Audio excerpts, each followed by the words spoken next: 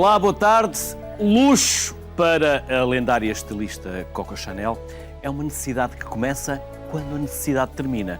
Na verdade, a definição de Gabrielle Chanel não foge muito à definição dos dicionários. Magnificência, ostentação, fantasia ou algo dispendioso, mas que agrada aos sentidos. O luxo também se modernizou e o conceito comporta agora mais vaidade, estética e requinte. Reuni, por isso, um trio de luxo. São a Helena Amaral Neto, coordenadora dos cursos de luxo do ISEG, Francisco Carvalheira, especialista em consultoria dirigida aos mercados luxo premium e professor na Universidade Católica Portuguesa, e Artur Casaca, proprietário de uma marca de luxo de roupa e criador de um festival de marcas de luxo em Portugal. Aos três, bem-vindos à Sociedade Civil. Helena, o que seria deste mundo sem palácios, sem princesas, sem coches? Nós sempre vivemos neste sonho de um dia também termos acesso ao luxo? Eu acho que luxo faz parte o sonho. Ou seja, quando se fala em luxo, há muito uma associação para o mundo, cá está, como referiu, da fantasia. E eu acho que faz parte do sonho, de facto, alimentar esse sonho. E é um sonho que já perdura desde a antiguidade, ou seja, os conceitos de luxo não são atuais, não são, mas têm vindo a evoluir ao longo do tempo, tal como referiu também. Estão agora numa fase de modernidade e há várias tendências dentro deste mundo do luxo que hoje em dia tem tido aqui um papel importante, sobretudo a parte da sustentabilidade, que é um tema de que se fala muito, a filantropia também, ou seja, esta noção de que o luxo também implica devolver à sociedade e ter um papel ativo enquanto papel cívico, e todas as marcas de luxo o estão a abordar de uma forma muito consciente e muito responsável. Por isso, quando falamos em luxo, falamos de uma forma geral do mundo da ilusão, da fantasia, do sonho, mas que se traduz na realidade em negócio.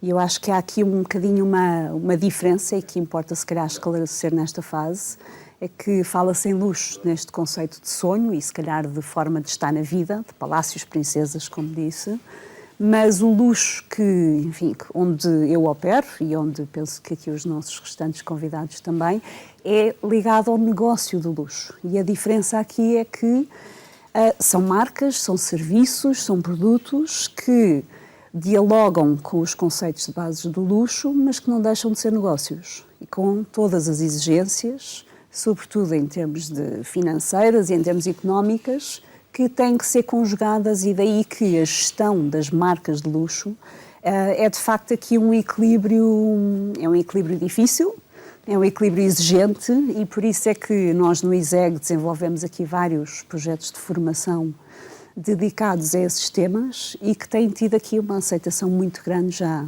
desde há alguns anos. Daqui a pouco já lhe vou perguntar também dos vossos cursos. Francisco, eu comecei por esta pequena provocação dos palácios e das princesas e aqui começava a polémica. Então, à custa de quem? Do povo, do trabalho, quase escravo, para que outros pudessem ter castelos e vestidos bonitos. O luxo para uns não tem que ser a miséria para outros. Ou não tem que ter uma relação direta? Eu acredito que a sua afirmação vem um bocadinho, digamos, da história. Não podemos negar que nos tempos já longínquos, até à Revolução Francesa, é verdade, não podemos negar. A própria Revolução Francesa tem por base isso, daí a famosa frase da rainha, não é? Se não tem pão, comam brioche. Mas hoje em dia eu penso que já não é tão verdade. Penso que hoje em dia aquilo que chamamos o luxo tem um entendimento diferente, até por uma simples razão. Hoje há muito mais pessoas ricas, portanto, enquanto antigamente havia muito poucas pessoas ricas, hoje há muitas pessoas ricas. E quando falamos de muitas pessoas, hoje as economias permitiram, por exemplo, o Extremo Oriente, a China, todo aquele triângulo, portanto, tem hoje muitas pessoas. Hoje temos milhões de pessoas ricas. Portanto, isso é a primeira coisa, portanto, há muita gente rica a consumir. Depois é a gente entender o que é o luxo. Porque, repare uma coisa, quando nós falamos de luxo, eu posso dizer, ok, um telemóvel, um Verdun pode custar 5, 10 mil euros, é um luxo. Se nós formos a ver, é um aparelho que eu não preciso de gastar tanto dinheiro, porque tenho um telemóvel por 100 euros. Uma mala senhora pode atingir 15, 20 mil euros, é um luxo. Agora, no meu negócio da aviação privada, um avião pode custar 40 a 60 milhões de dólares e a manutenção de 2 milhões. Ou seja, estamos a falar de vários setores do luxo. É óbvio que quando subimos neste valor de aquisição, também diminuímos o número de pessoas. Mas há uma coisa que é verdade, é que hoje, eu não gosto muito desta frase, mas é verdade, há um bocadinho a democratização do luxo. Pronto. E, portanto, hoje há um grande setor de pessoas a adquirirem luxo. É como eu digo, depende do setor em que a gente depois quiser entrar e falar. Mas sem dúvida que já essa premissa do luxo versus pobreza, eu diria que já não é tão marcante, não há tanta diferença. Mas haverá sempre. O homem é mesmo assim, e a gente gosta ou não goste, as diferenças sociais infelizmente existem, e enquanto nós seres humanos pensamos assim, existirão em vários sentidos e em várias sociedades. Na Europa também há desigualdades. É óbvio que temos menos desigualdades, mas o luxo é uma coisa que faz parte, a ostentação, a pessoa querer ser melhor que o outro, sempre passou. Eu acho que é uma coisa natural e não podemos ter vergonha de o assumir, que é para mim aí a grande diferença cultural. Eu, se tiver um Ferrari, em Portugal muitas vezes dizem, o Francisco tem um Ferrari porque isto e aquilo, há logo uma conotação negativa. Se eu for para a Suíça, para a Alemanha, eu tenho carros desportivos ou tenho avião, as pessoas dizem, se calhar tem porque foi um bom empresário e não tem vergonha de o assumir. Portanto, há também esse fator do luxo. Eu acho que é tudo uma questão cultural e é uma questão que leva tempo a mudar. Não se muda aquilo que é o conceito do luxo. O luxo vive de quê? Vive de uma coisa muito simples, que é nós criarmos conteúdos. E quando se cria conteúdos, falo em criar marcas de serviços, marcas de produtos, e isso não se faz num ano, 2 anos. Isso é uma coisa que demora muito tempo a fazer, tem que se ir ganhando espaço, tem que se ir ganhando credibilidade, tem que se formar as pessoas para isso.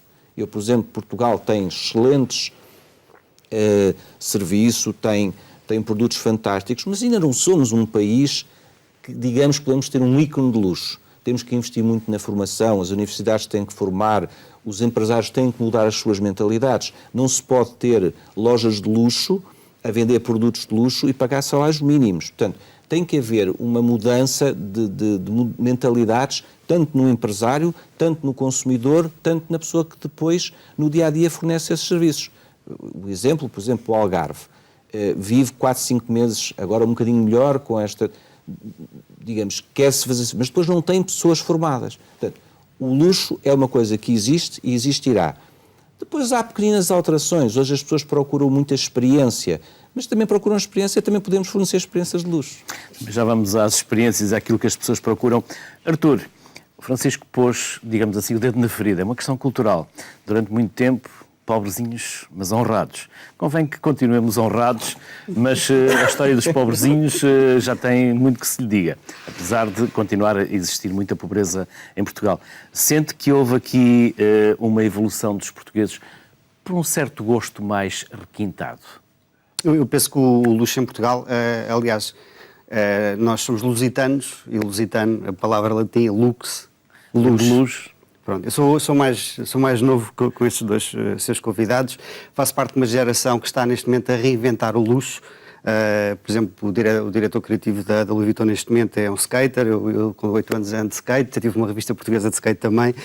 E faço esta nova abordagem que está a ser feita neste momento ao universo de luxo, que não é de ostentação. Eu, por exemplo, fiz um evento em Portugal que era para ter sido em 2013, aconteceu este ano em janeiro, e que reuniu todas as empresas de luxo, e posso dizer que houve portugueses que não foram, porque quando se fala em luxo, é pá, ostentação e sentem-se ostracizados.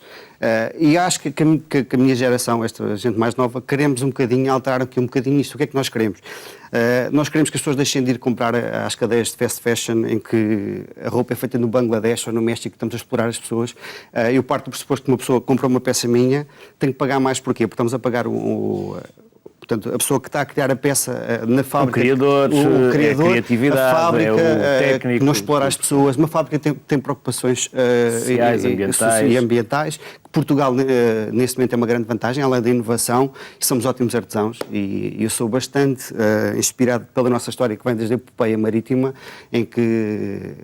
Eu posso dizer só muito rapidamente, eu tenho a biblioteca quase toda de livros de luxo, penso eu, ou pelo menos os principais, e há um professor de uma grande universidade que fala do Egito e depois atribui aos holandeses o que os portugueses fizeram, que foi, fomos os primeiros a ir à China buscar as porcelanas, fomos ao Japão, quer dizer, nós demos ao mundo o mundo e demos o luxo. Nós fomos buscar os rinocerontes, que não havia, as peças de flora, os têxteis, etc. As especiarias da comida. Estávamos aqui, o editor a falar, aliás, o editor escreveu um livro sobre isso, que entretanto depois será, que se vai ser publicado.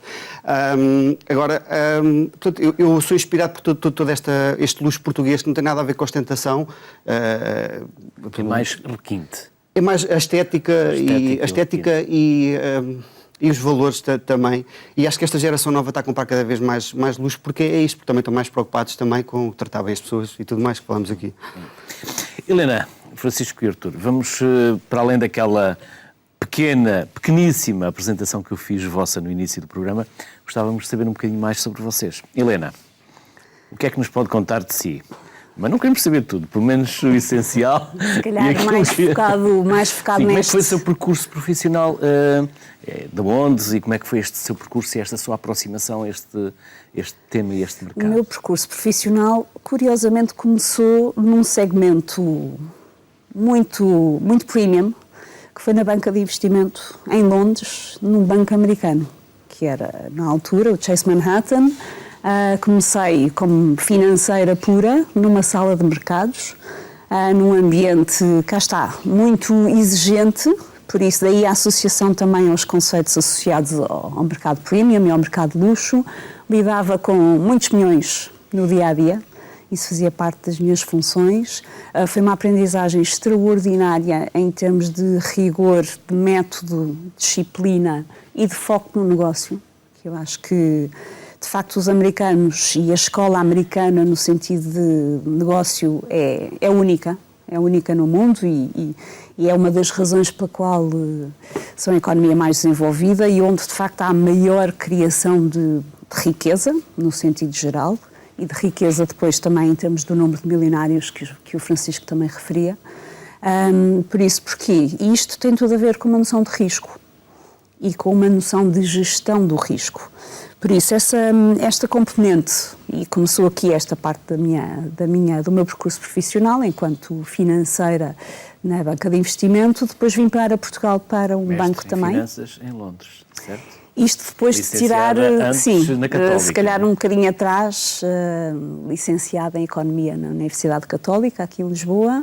Depois fiz um mestrado em Finanças na City University em Londres e depois daí, a partir daí, de facto, o salto para o início da carreira profissional também em Londres, num banco americano, cá está, nesta área financeira. Por isso, o percurso, de facto, é muito focado nessa área, inicialmente, mas eu acho que sou uma pessoa um bocadinho curiosa, um bocadinho, talvez, seja a favor, muito curiosa mesmo.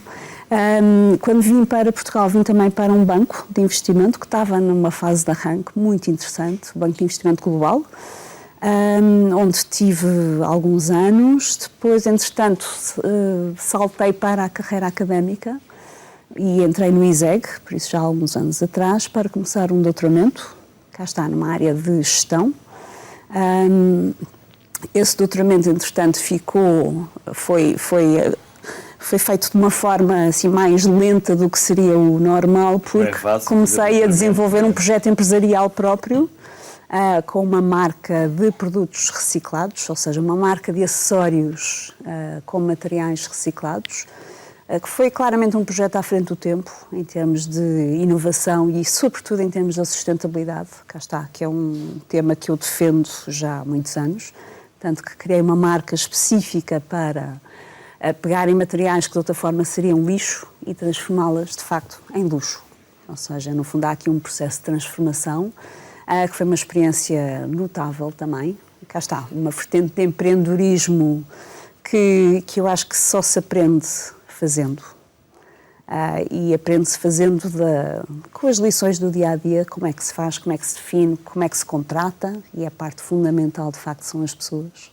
Como dizia o Souto Moura, julgo que era Souto Moura, para criarmos coisas bonitas não devemos ter medo de criar coisas feias.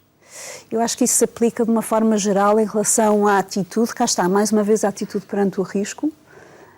Como é que se lida com um projeto que, obviamente, como se sabe, a nível das startups, 7 em cada 10 falham, passado 3 anos. Acho que são essas as métricas. É preciso assumir risco, é preciso saber que ele está lá e é preciso saber geri-lo. Acho que isso é a parte mais importante e mais interessante. Foi um projeto, de facto, muito, muito interessante e que me permitiu criar aqui umas noções do que é o mercado, sobretudo o que é o mercado a nível do retalho, e sobretudo gerir aqui uma equipa, criar uma marca de raiz que depois teve a nível de exposição a nível internacional. Tivemos no MoMA em Nova Iorque, tivemos na montra do Harrods em Londres, ou seja, uma marca nacional feita a partir de um conceito de reciclagem e de sustentabilidade, que depois teve esta exposição e esta capacidade de crescimento muito interessante. Mas em paralelo com isso, mantive sempre a minha atividade docente no ISEG, onde dou aulas já há tantos anos que nem vou dizer. Há poucos. Alguns. E, entretanto, surgiu aqui o desafio, e isto é preciso ver aqui em termos do contexto e dos timings, surgiu o desafio de criar uma área nova de formação executiva dentro do ISEG. Eu já tinha estado envolvida não só com a formação executiva em geral, ou seja, fui responsável dessa área durante um tempo, também com o nosso MBA, e depois surgiu aqui esta possibilidade de desenvolver uma formação específica num segmento específico de mercado, que é o mercado de luxo. Mercado de luxo / premium, ou seja, tudo depende aqui depois da segmentação que se dá.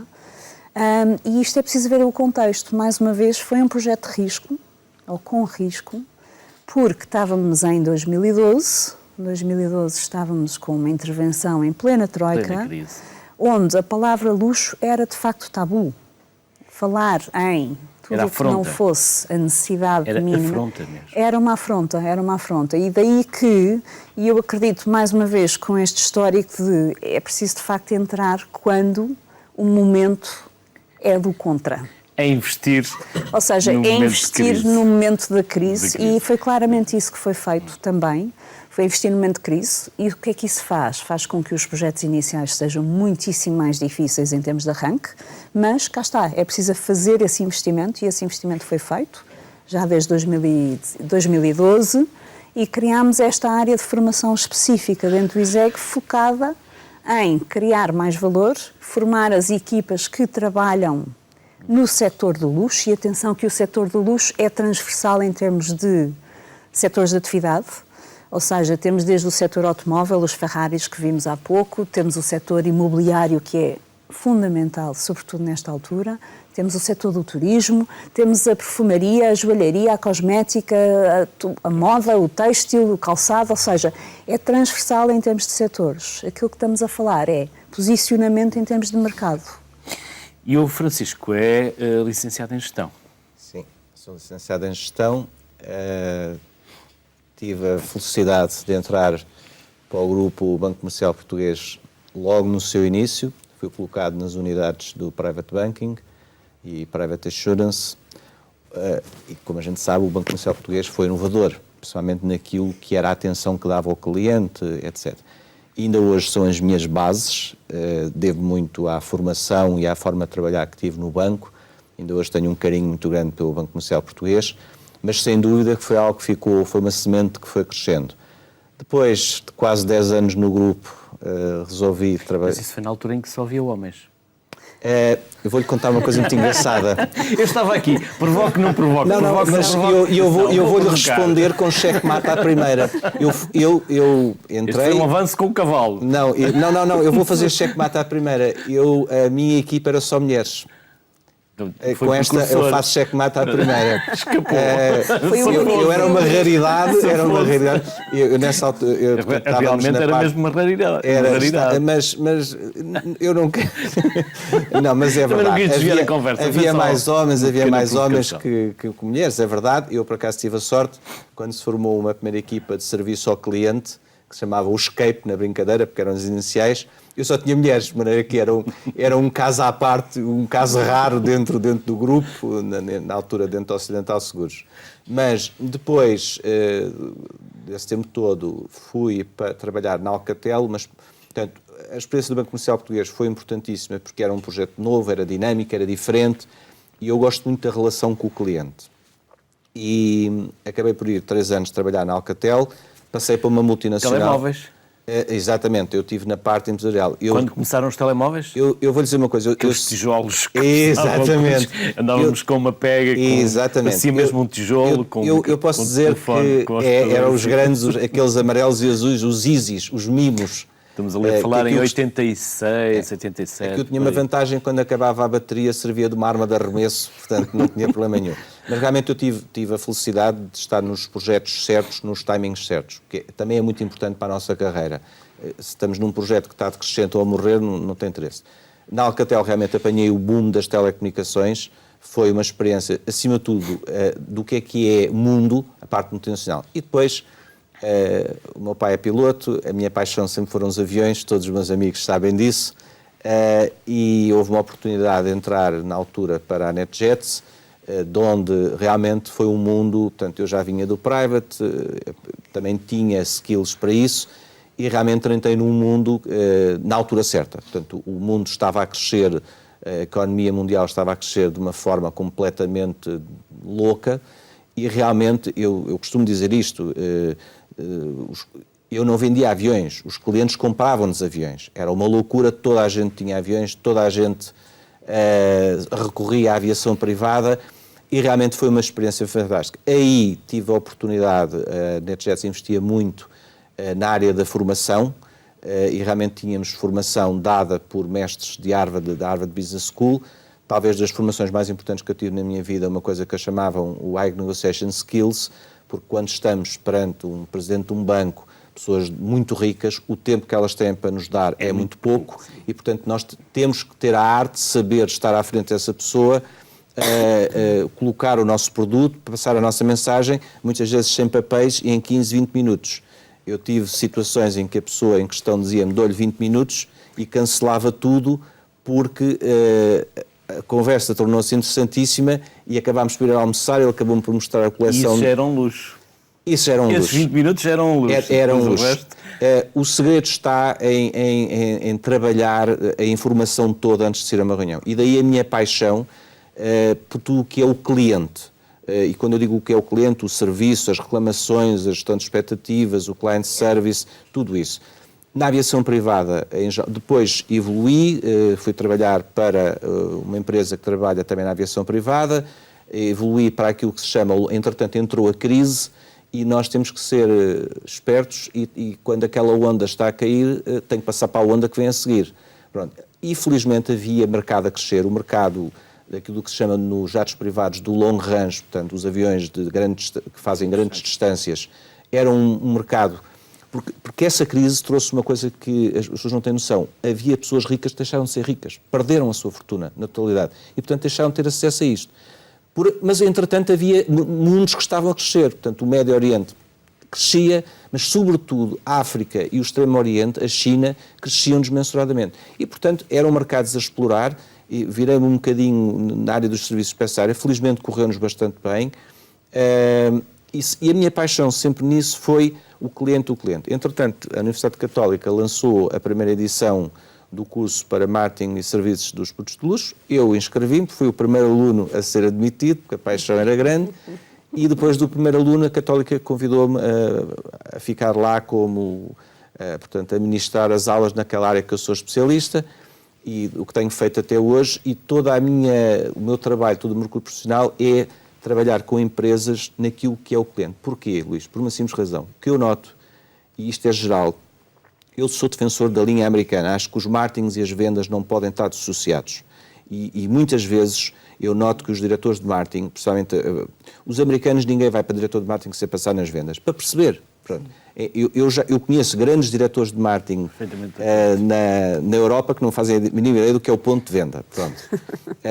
Mas são grandes diretores de marketing. Eu tive também a sorte de ter trabalhado com o Carlos Coelho na Brandia, numa altura antes da Brandia ter sido comprada, e foi também interessante porque aí havia a outra parte. O que é que eu faço hoje em dia? Acima de tudo, uma coisa que eu noto é as empresas em geral gastam fortunas em investimento financeiro e de recursos humanos a captar clientes novos. Eu agora tenho que captar aqui aquele, aquele outro. Captam o cliente, esquecem-se dele. Vamos ao próximo. Quando o maior trunfo para captar os clientes está lá dentro. É uma questão de saberem trabalhar os clientes e aquilo que eu chamo o sistema de referenciação, que é: eu gostei do serviço, vou recomendar ou A, ou B, ou C, e por aí adiante. Quanto mais sobe nestas cadeias, naquilo que eu falava na primeira intervenção, repare, quando eu compro uma Coca-Cola, uma base é 1 milhão de clientes, portanto eu tenho muitas coisas. Se fizer uma asneira, está bem, consigo gerir aquilo. A gente lembra-se, falando de marcas, o que aconteceu com a Pepsi e com o Ronaldo. Quando eu já subo, por exemplo, uma gama de telemóveis que custam 1.000, 2.000 euros, ou para um computador que custa 2, 3.000 euros, o meu número de clientes cai drasticamente. Quando eu chego àquilo onde eu sou especialista, nos aviões, eu falo de 10, 15, 20 clientes. Portanto, eu tenho que ter o máximo de cuidado com tudo o que é atenção ao cliente, aquilo que se chama o client service. Porque um erro pode-me custar a carreira, não é custar aquele cliente, pode-me custar a carreira. Portanto, eu tenho trabalhado. O que é que a gente faz? Pega neste trabalho que é levado ao extremo e a inteligência é passar para baixo para as empresas para que procedam da mesma forma. E tenho tido algum sucesso nessa área. Portugal está a evoluir muito na atenção que tem que dar ao cliente, porque não basta digamos, captá-lo, é preciso mantê-lo e, sobretudo, uma coisa que eu tenho trabalhado muito é a área das reclamações e da gestão das expectativas. As empresas vivem com o pânico de errar. Eu tenho uma máxima que digo que só conheço 2 grupos que não erram. Os que nada fazem e os que já morreram. Agora, não podemos errar sempre e muito. Eu digo muitas vezes, errar pode ser a melhor oportunidade da gente vender a um cliente e fidelizá-lo. Porque o cliente sabe que nós somos seres humanos. Se formos proativos, corretos, falar a verdade e souber resolver, o cliente fica fidelizado para sempre. Porque é nessa altura que o cliente se sente. Portanto, esse tem sido o meu trabalho nestas áreas. Vamos espreitar um pouco daquilo que se viveu no convento de São Francisco, em Santarém, no Festival de Luz Português, organizado pelo Artur, que é um dos nossos convidados.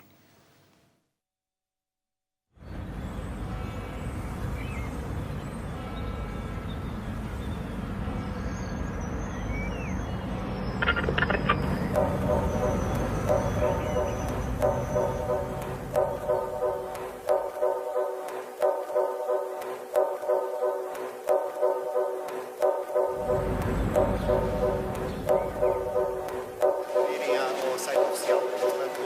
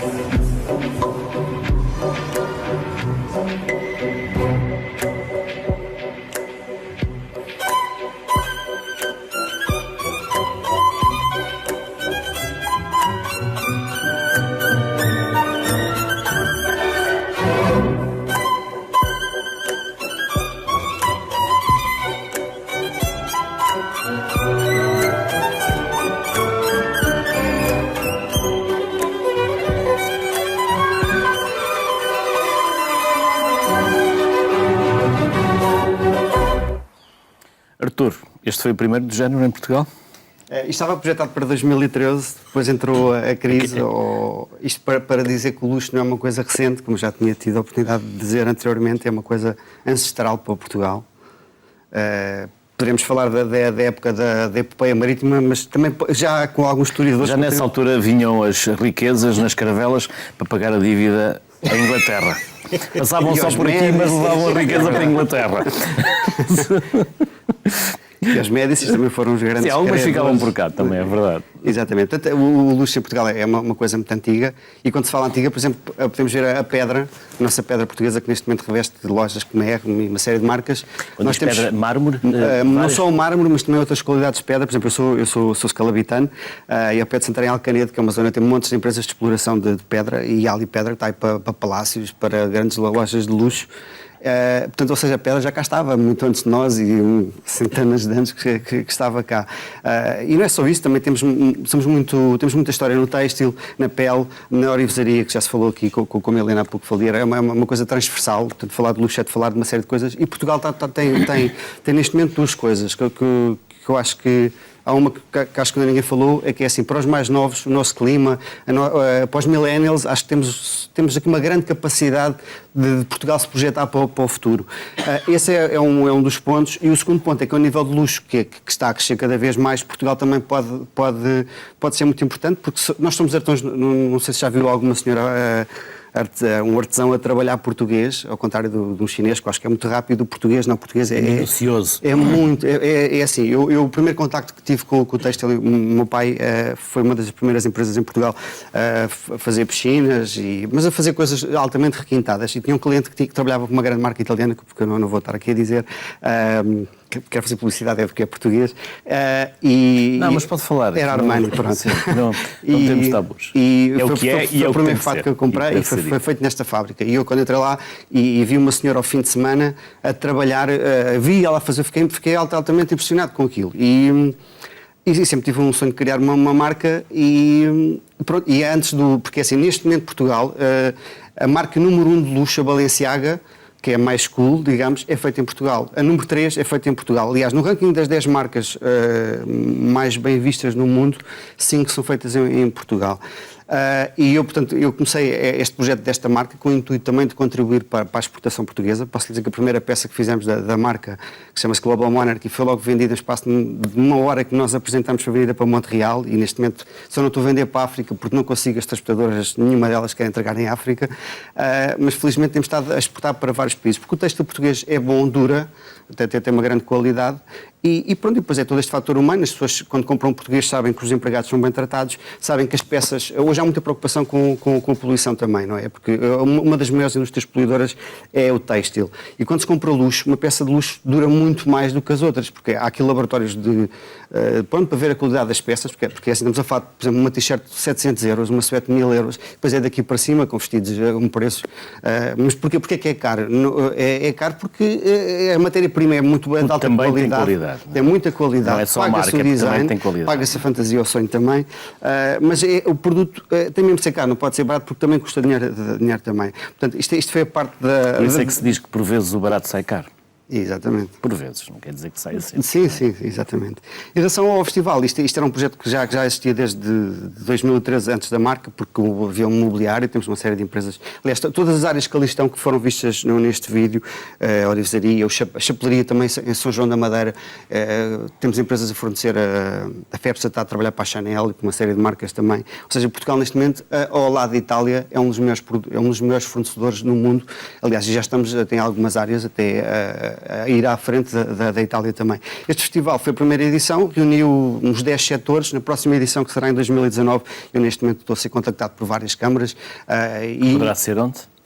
Eu prefiro não estar a dizer, porque temos desde empresas, autarquias do Norte, a umas que cá mais abaixo. Aliás, deverá ser, em princípio, vamos ter duas edições e vamos contemplar conferências. E qual é a inovação? Porque isto acho que nós portugueses, já disse isto mais que uma vez, temos que inovar, não é? Eu estava aqui a falar também de como é que nos vamos vender, temos que inovar. Este festival não é uma exposição que as pessoas chegam ali e montam stands, não. A nossa ideia é ir para espaços históricos, como foi este convento de São Francisco, e fazer quase criações de arte, pegar em lençóis e pô-los.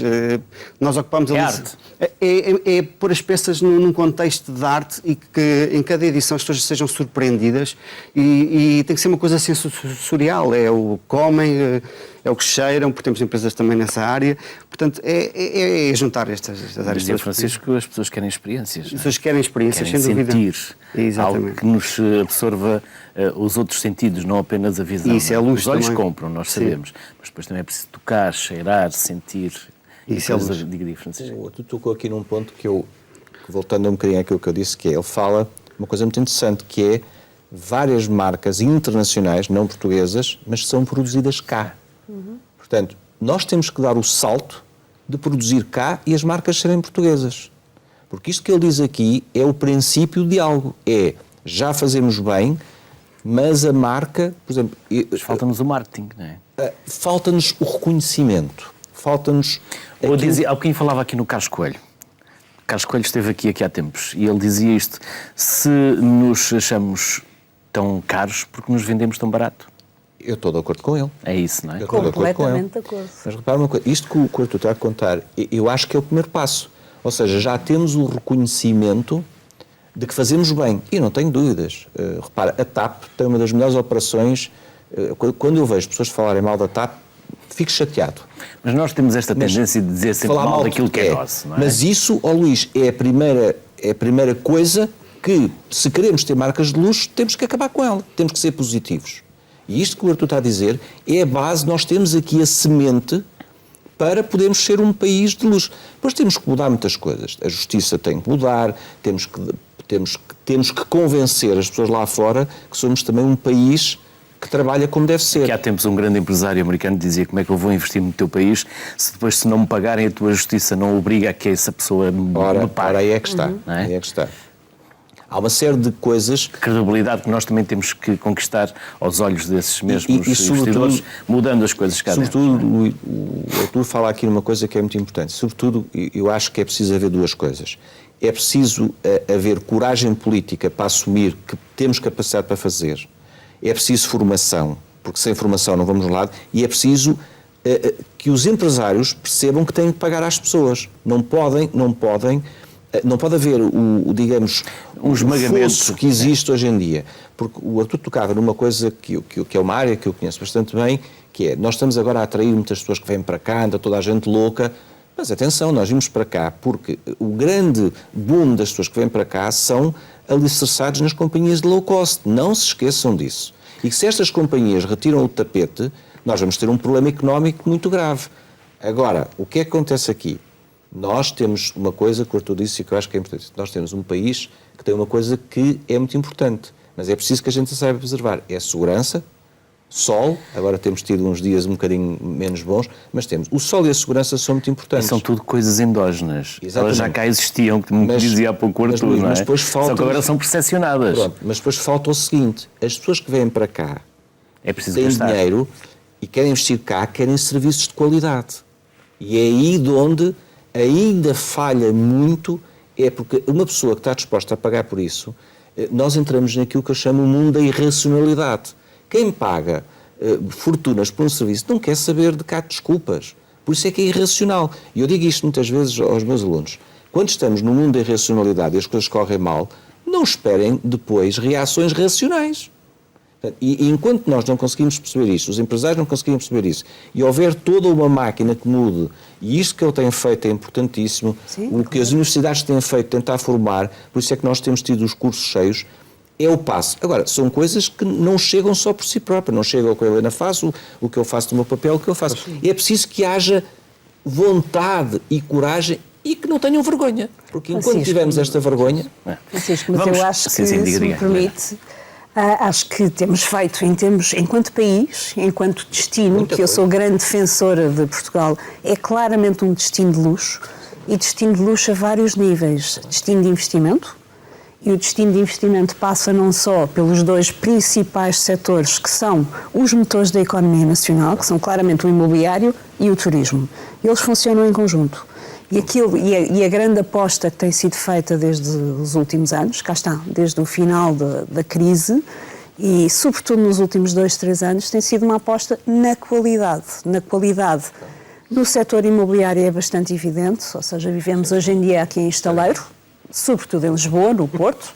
Vivemos em estaleiro, mas é um estaleiro de qualidade, que está a fazer a reabilitação, a recuperação do nosso património. Fez-me lembrar aquilo que os angolanos uma vez me diziam quando eu lhes perguntava: mas vocês têm Luanda cheia de obras, buraco é progresso. No nosso caso, é sem o buraco. E é verdade, buraco. No nosso caso, Era mantemos progresso. as fachadas Isto é verdade. e, de facto, temos o progresso por trás dessas fachadas. E uma coisa curiosa, mas no bom sentido, ou seja, aquilo que vemos é que estamos, de facto, a investir. O investimento começou pelos nossos promotores nacionais. Neste momento, há um enorme inflow de capitais estrangeiros que estão a olhar. Porquê? Porque Portugal finalmente está no radar. E está no radar pelas melhores razões. Porquê? Porque temos qualidade intrínseca, aquilo que estávamos a falar. Temos uma coisa que nós, nacionais, portugueses, que vivemos cá, não damos valor, que é a questão da segurança.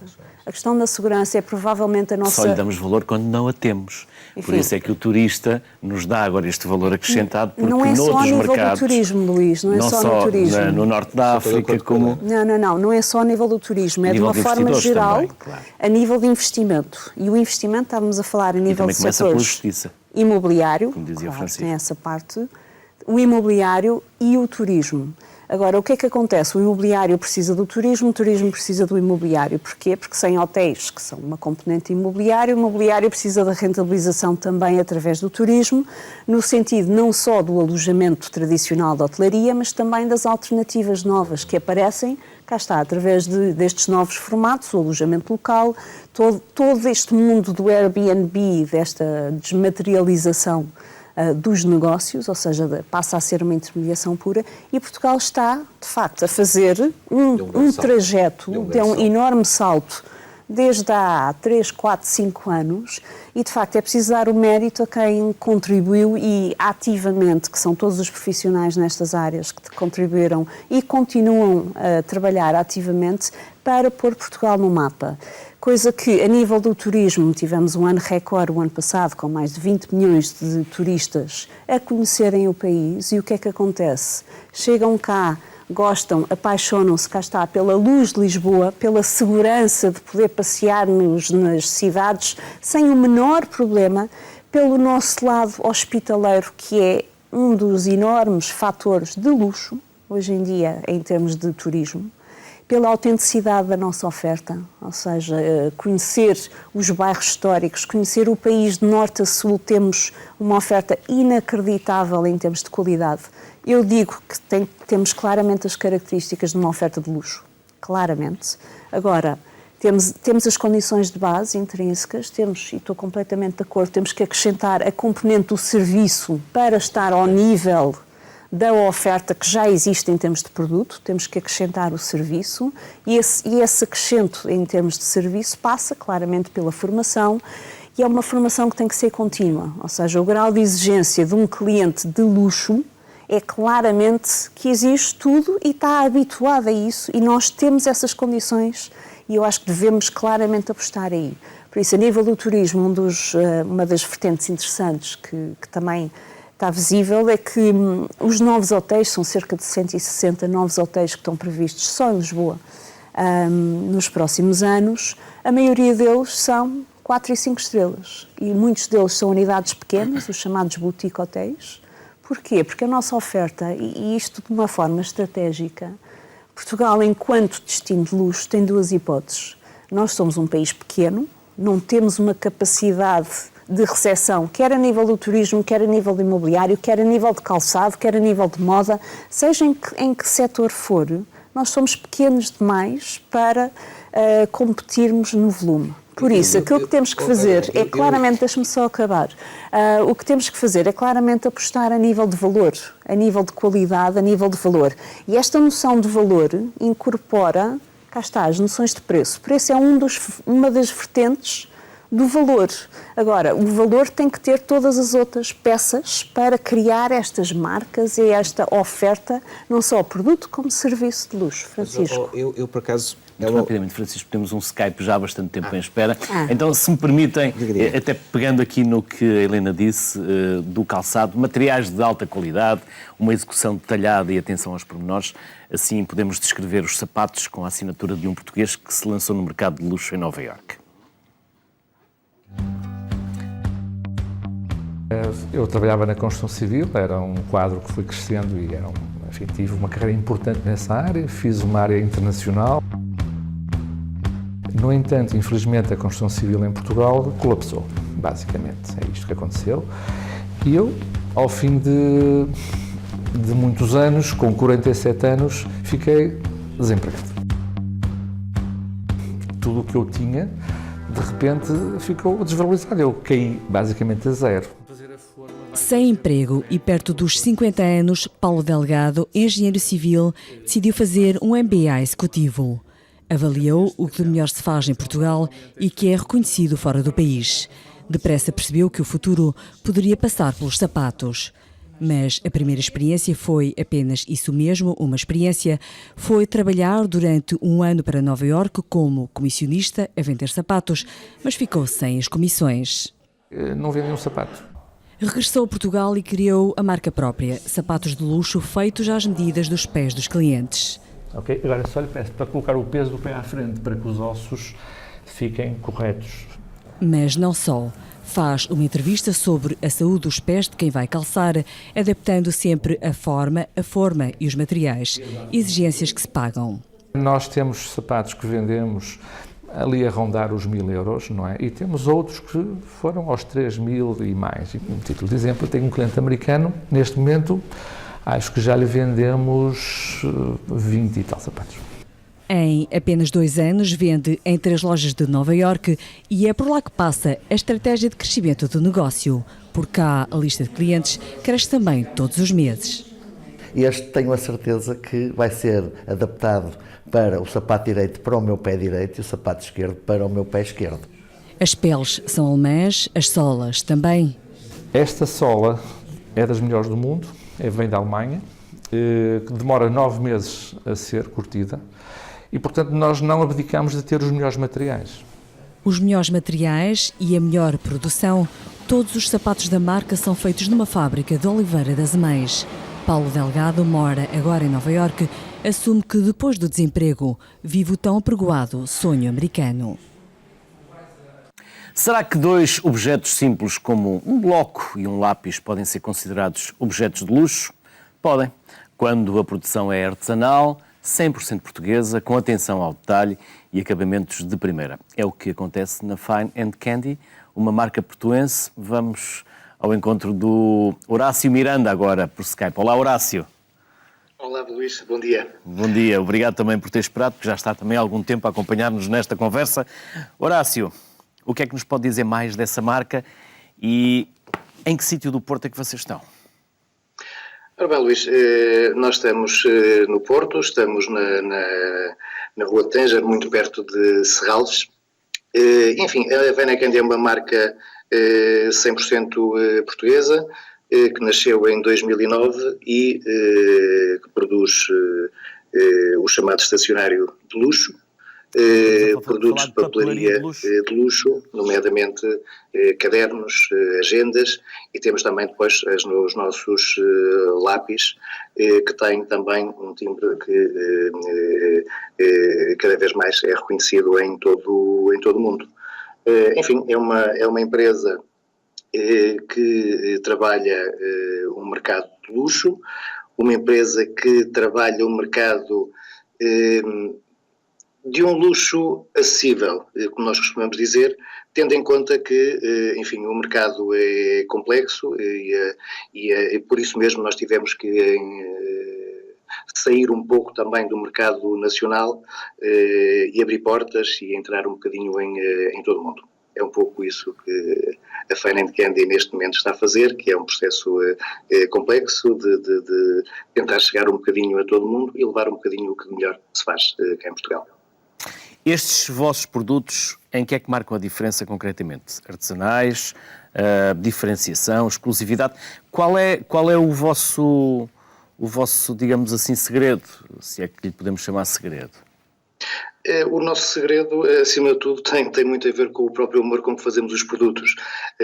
O nosso produto é realmente um produto completamente diferente de praticamente tudo o que se faz em todo o mundo, porque, enfim, nós primeiro temos que identificar um pouco, no nosso caso, a componente da escrita, a importância que a escrita tem no dia-a-dia de todas as pessoas. Eu penso que não há ninguém, independentemente dos avanços tecnológicos, enfim, da própria dependência que as pessoas cada vez mais têm dos computadores, enfim, dos telefones, dos tablets, enfim, etc. Mas queremos que realmente a utilização da escrita, a utilização, lá está, de um caderno, é algo que faz parte do nosso dia-a-dia. Ninguém consegue pensar bem se não escrever, ninguém consegue pensar bem se não rasurar aquilo que pensou mal e depois, enfim, conseguir dar aso para todos os efeitos, digamos, a todos esses projetos. Portanto, nós na Fine & Candy o que fazemos? Fazemos um produto, nomeadamente, lá está o nosso core business, que são os cadernos, que são produtos feitos à mão, cozidos à mão, em que escolhemos, que é também um dos nossos grandes segredos, temos sempre o cuidado de escolher as melhores matérias-primas. Depois, com um bocadinho de um design que efetivamente é único, nós conseguimos realmente criar, mesmo na escrita ou para a escrita, um produto chamado luxo. Mas, tanto como referi, nós tentamos que esse mesmo produto de luxo seja um produto com luxo, enfim, relativamente acessível, tendo em conta todas as características que enunciei. Horácio, muito obrigado também pela sua intervenção e disponibilidade para estar connosco aqui no Sociedade Civil. Felicidades para vocês e para a vossa marca. Muito obrigado, Horácio. Obrigado. Artur, como é que vocês fizeram a seleção das marcas para o festival? Isto quer dizer, para se falar de um festival, para falar de um festival de luxo, tem que... se calhar vou se calhar pegar neste vídeo, não neste, mas no anterior, e embora este senhor também gostava do conhecer, e quando for ao Porto acho que vou procurar. Mas também já conhecia a empresa, mas é uma área que ainda não temos e nós, na próxima edição, vamos crescer. A minha aluna eu posso ajudar. Porque isto tem aparecido desde queijos portugueses de luxo, estão a vender aqui e acolá. Nós, assim, o festival terminou no dia 26, 27 e 28. Olha, já fomos convidados, já fui convidado para falar para a Embaixada de Itália, para a Câmara de Comércio. Apareceram empresas de agroalimentar, coisas portuguesas de alta qualidade, que nós portugueses temos cá, mas nem sabemos. E, portanto, o que esta iniciativa daqui para a frente não quer começar e acabar no festival. Ou seja, nós, a partir de agora, vamos ser um bocadinho como uma Câmara de Comércio. Ou seja, vamos ajudar as empresas a vender e vamos valorizar o que é português, porque assim, nós temos mídia excelentes, como é o vosso caso aqui da RTP, mas acho que há muitos jornalistas que podiam fazer um trabalho de falar um bocadinho mais dos produtos portugueses de alta qualidade que estão a dar cartas fora de Portugal. E com isto, e para pegar no que disse há bocado do Carlos Coelho, que sou amigo, eu acho que aos portugueses falta-nos autoestima. Acho que o português é bom e até sabe que é bom, mas depois parece que há ali em certas circunstâncias parece que fica um bocado intimidado. E não há também uma certa inveja em tudo o que é relacionado com o luxo? Porque, por exemplo, o Francisco Albuquim falava dos Ferraris.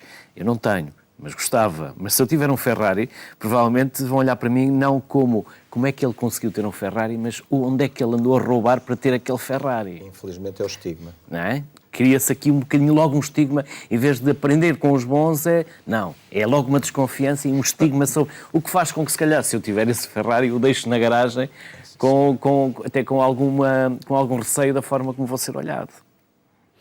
Não sei. Quer dizer, faz parte não é cultural, também não há aqui uma certa inveja em relação àqueles que têm um produto de luxo e eu não consigo ter. Luís, uma das tendências, se me permite... Eu não queria falarmos, pronto, pode passar, não tem problema. Não, mas só para terminar aqui É assim, eu vou muito ao norte por via da marca que tenho e porque assim...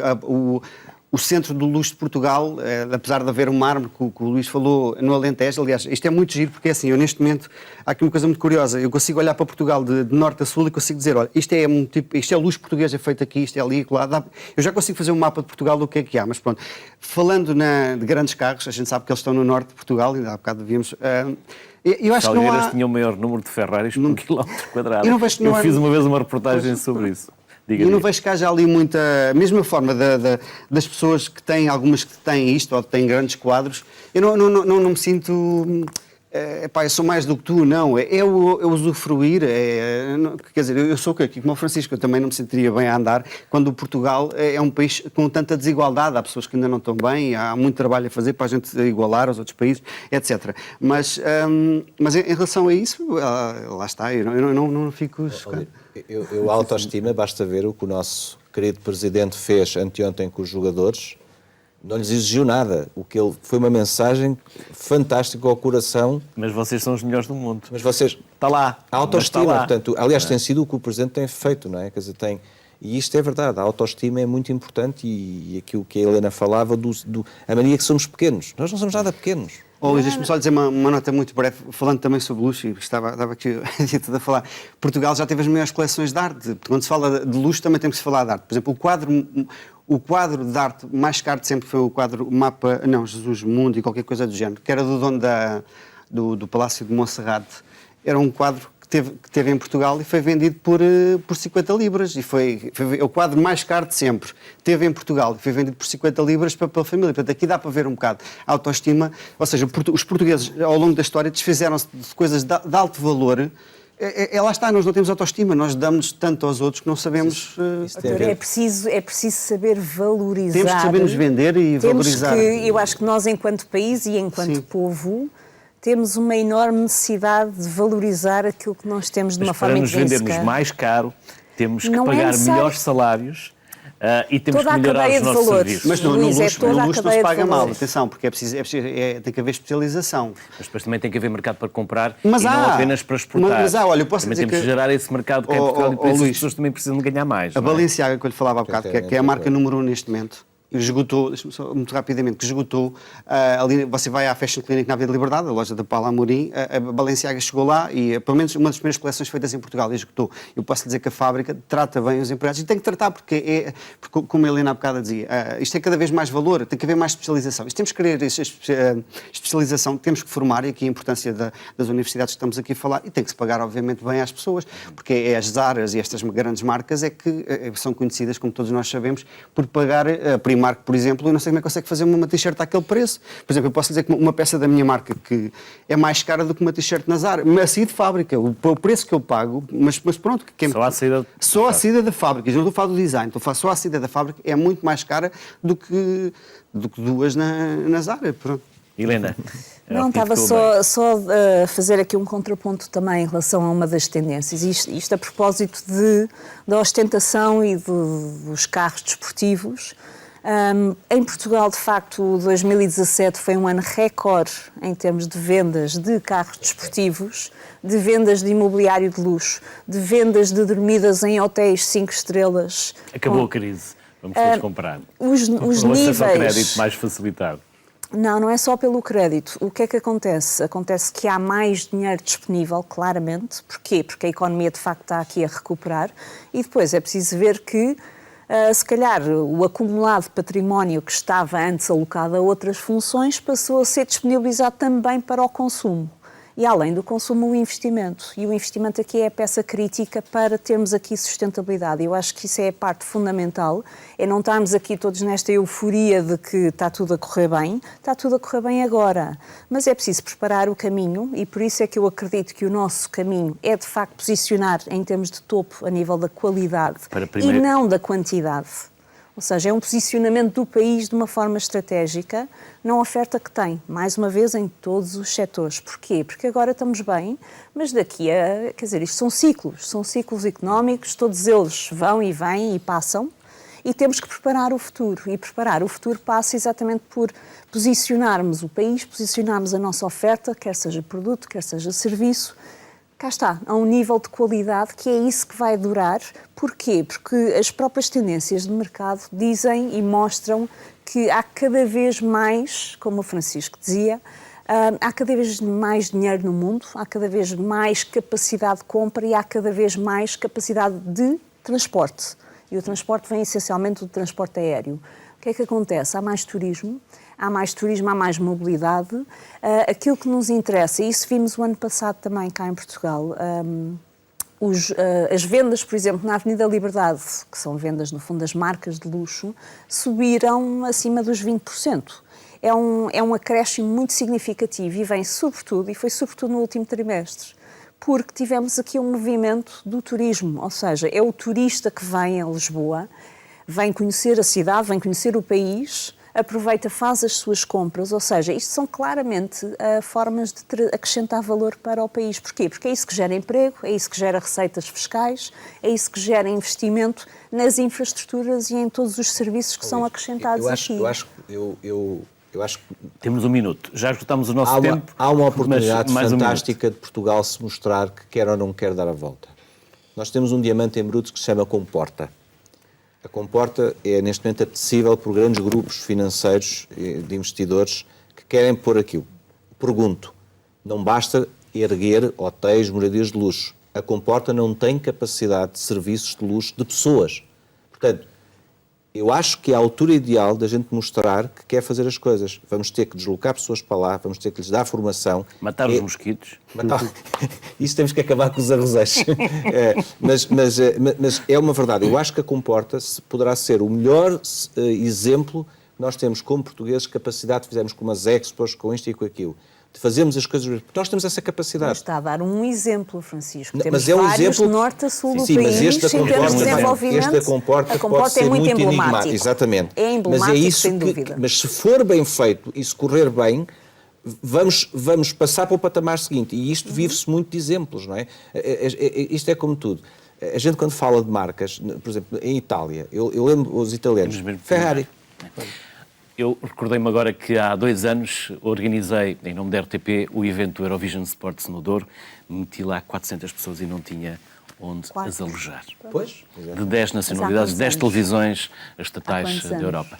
Há 2 anos. Há 2 anos. Há 2, Há 2 400 anos. pessoas. Há 2 anos. Não há oferta. Vamos para Viseu, onde conseguimos alojar essas pessoas. Mas isso também é uma das características do luxo, é a exclusividade. Ou seja, há aquele estoque de quartos ou de alojamento limitado e isso é o que permite tornar essa experiência exclusiva. E essa é uma das características também do luxo, que eu acho que há aqui uma coisa só para finalizar. Que já vamos com 2 minutos para lá do nosso tempo. Há uma banalização muito grande do termo e eu acho que isso é muito importante estarmos aqui a definir e ainda bem que existem programas dedicados ao tema, porque hoje em dia tudo é luxo.